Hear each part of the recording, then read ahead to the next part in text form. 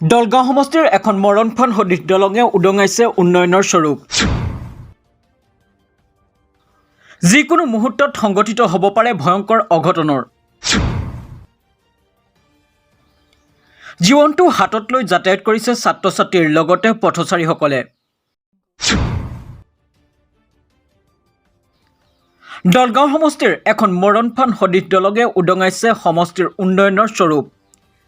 জীৱনটো হাতত লৈ পাৰ হ'ব লাগে এইখন দলঙেৰে। দৰঙৰ খাৰুপেটীয়া নগৰৰ পৰা ভকতপাৰালৈ যোৱা পথৰ পুনিয়া গাঁৱৰ দৃশ্য এয়া। দলং বুলি ক'লে আছে মাত্ৰ দুখন লোহাৰ জইন্স। দুখন লোহাৰ জইন্সৰ ওপৰেৰে জীৱনটো হাতত লৈ যাতায়াত কৰে ছাত্ৰ ছাত্ৰীসকলৰ লগতে পথচাৰীসকলে। এই দলংখনত যিকোনো মুহূৰ্তত সংঘটিত হ'ব পাৰে ভয়ংকৰ অঘটনৰ। উল্লেখ্য যে বিগত 15 বছৰৰ পৰা লোহাৰ জইন্সৰ ওপৰেৰে বিপদ সংকুলভাৱে যাতায়াত কৰি আহিছে বিভিন্ন বিদ্যালয় মহাবিদ্যালয়ৰ ছাত্ৰ ছাত্ৰীসকলৰ লগতে পথচাৰীসকলে। এই লোহাৰ জইন্সৰ পৰা বাগৰি পৰি ইতিমধ্যে ঘূণীয়া হৈছে বহু পথচাৰী। উল্লেখ্য যে নিৰ্বাচনৰ সময়ত দলংখন নিৰ্মাণ কৰাৰ প্ৰতিশ্ৰুতি দি ৰাইজৰ ভোটেৰে নিৰ্বাচিত হোৱা জনপ্ৰতিনিধি আৰু নাহে এই ঠাইলৈ।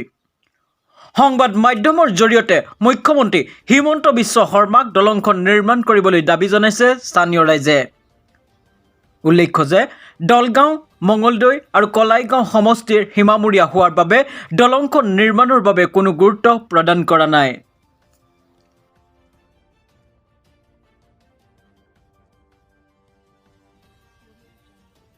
নমস্কাৰ, মোৰ নাম হাইদৰ আলী।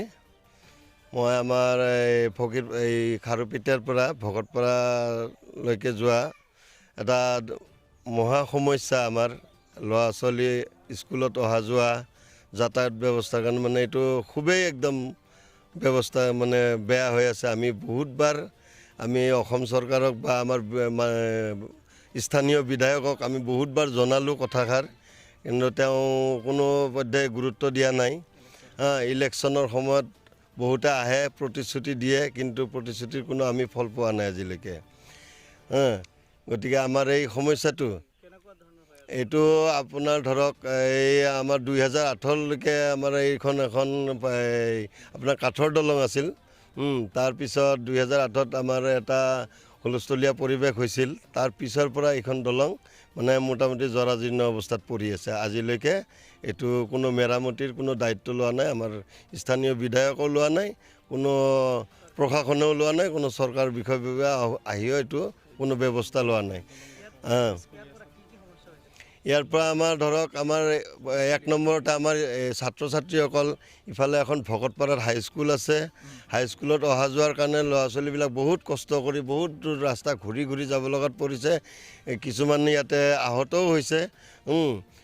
গতিকে ইয়াত আৰু কি ক'ম, ক'বলৈ ৰাস্তাও নাই আমাৰ। আমি বহুতবাৰ জনাইছোঁ, আমাৰ ল'ৰা ছোৱালী বহুত কষ্ট পাই আছে অহা যোৱা।